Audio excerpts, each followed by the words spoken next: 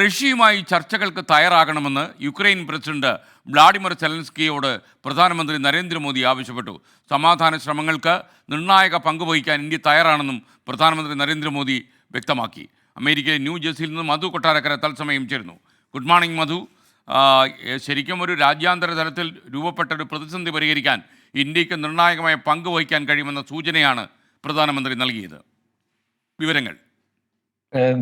Good morning S K N. ലോകം മുഴുവൻ ശ്രദ്ധിച്ച ഒരു യാത്രയാണ് ഇന്ത്യൻ പ്രധാനമന്ത്രി നരേന്ദ്രമോദി യുക്രൈനിലേക്ക് നടത്തിയത്. ഒരു നിഷ്പക്ഷ നേതാവായും സമാധാനത്തിന്റെ അംബാസഡറായിട്ടും ഒക്കെയാണ് യുക്രൈന്റെ മണ്ണിൽ നരേന്ദ്രമോദി കാലുകുത്തിയത്. റഷ്യൻ പ്രസിഡന്റ് വ്ളാദിമിർ പുടിനുമായി എത്രയും വേഗം ചർച്ചകൾ ആരംഭിക്കുവാൻ അദ്ദേഹം യുക്രൈൻ പ്രസിഡന്റ് സെലൻസ്കിയെ നിർബന്ധിച്ചു.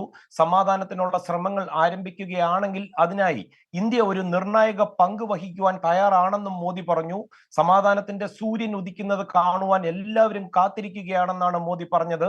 മോദിയുടെ മോസ്കോ സന്ദർശന സമയത്ത് നടന്ന ഒരു റഷ്യൻ മിസൈൽ ആക്രമണത്തിൽ കുറെ കുട്ടികൾ കൊല്ലപ്പെട്ടിരുന്നു. മോദി അവിടെ എത്തുകയും ആ കുട്ടികൾക്ക് അന്തിമോപചാരം അർപ്പിക്കുകയും ചെയ്തു.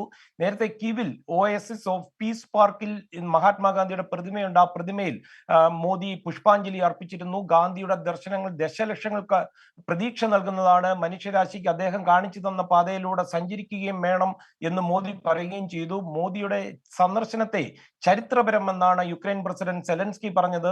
മോദിയോടൊപ്പം വിദേശകാര്യമന്ത്രി ജയശങ്കറും അതുപോലെ ദേശീയ സുരക്ഷാ ഉപദേഷ്ടാവ് അജിത് ഡോവലും ഉണ്ടായിരുന്നു. സെലൻസ്കിയുമായിട്ടുള്ള ചർച്ചകൾ ഇരു രാജ്യങ്ങളും തമ്മിലുള്ള ഉഭയകക്ഷി ബന്ധങ്ങളൊക്കെ ശക്തമാക്കുമെന്നതായിരുന്നു ജയശങ്കർ ഇതുമായി ബന്ധപ്പെട്ട് പറഞ്ഞത്.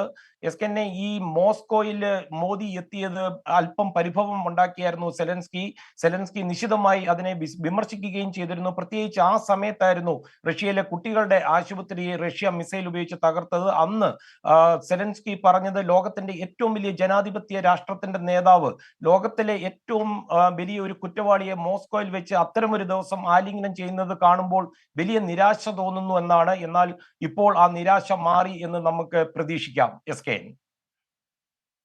കൊട്ടാരക്കര.